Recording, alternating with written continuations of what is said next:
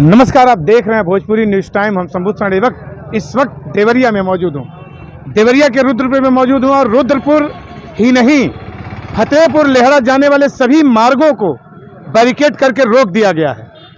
कारण कि 2 अक्टूबर को जो नृशंस हत्या हुई, 6 लोगों की मृत्यु हुई, देवरिया में जो नरसंहार हुआ, उस पर जो राजनीतिक प्रोपेगेंडा है, जो राजनीतिक बवंडर है, वो चल उठा है। और इसी कड़ी में आज उत्तर प्रदेश के पूर्व मुख्यमंत्री, समाजवादी पार्टी के राष्ट्रीय अध्यक्ष अखिलेश यादव का भी यहाँ पे आगमन होने जा रहा है। अखिलेश यादव आज फतेहपुर के लेहड़ा में जाएंगे और दोनों परिवारों से मिलने की कयास लगाई जा रही है कि दोनों परिवारों से वो मिलेंगे और दोनों को सांत्वना देंगे, दोनों परिवारों की स्थिति को जानेंगे और इस घटना पे नजर गड़ाए हुए जो उत्तर प्रदेश के पूर्व मुख्यमंत्री हैं अखिलेश यादव, आज इसी कड़ी में ये फतेहपुर आने वाले हैं। मैं बता दूं कि देखिए, पूरी तरह से चप्पे चप्पे पे पुलिस का पहरा है और देवरिया के सभी मार्गों पे, जिन मार्गों से होकर के फतेहपुर लेहड़ा जाया जाता है, उन सभी मार्गों पे फोर्स लगा दिया गया है ताकि कोई परिंदा भी पर ना मार पाए।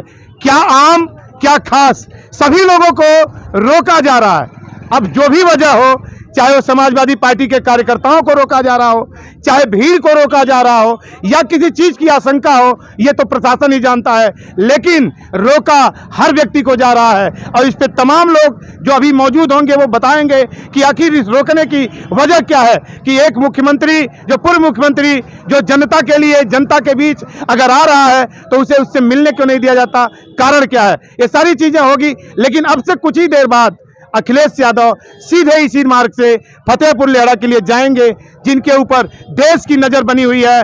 देश देख रहा है कि आज अखिलेश यादव फतेहपुर में देवरिया की घटना में आके क्या कुछ बोलने वाले हैं, क्या कहने वाले हैं। और सारा, चाहे वो पक्ष हो चाहे विपक्ष हो, सभी एंगल से सभी लोग अखिलेश यादव पे नजर लगाए हुए हैं कि अखिलेश यादव क्या कुछ बड़ा करने वाले हैं, देवरिया में क्या कार्ड खेलने वाले हैं अखिलेश यादव, क्या समर्थकों का दिल जीत पाएंगे, क्या दोनों परिवारों को ढांढस बंधा पाएंगे, क्या इस पे सही एंगल से अखिलेश यादव इस पे बात कर पाएंगे। तो अब से कुछ ही देर बाद आप देखेंगे कि अखिलेश यादव का काफिला यहाँ से आने वाला है। नेटवर्क बीजेपी का होगा। इस परिवार की दो समाज में बांट दिया गया। कोई समाज में नहीं बटा, ये बीजेपी बांटना चाहती है।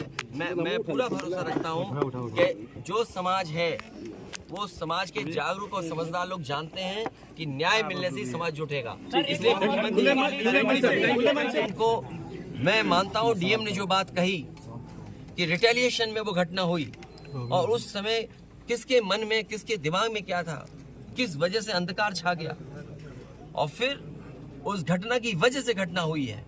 और घटना वो भी गलत है, घटना ये भी गलत है।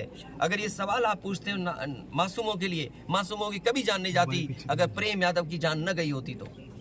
सरकारी जमीनों पर कब्जे आप ही के नहीं जाती तो किसी मासूम, किसी की जान नहीं जाती। आखिरकार सरकार क्यों इस बात को छिपाना चाहती है कि प्रेम यादव को बुला करके मारा और किसने मारा, धार से कैसे मारा। और यही नहीं, आप बताइए सुल्तानपुर में क्या एक ब्राह्मण डॉक्टर को ड्रिल से नहीं मार दिया? ड्रिल से क्या, ड्रिल से नहीं मारा?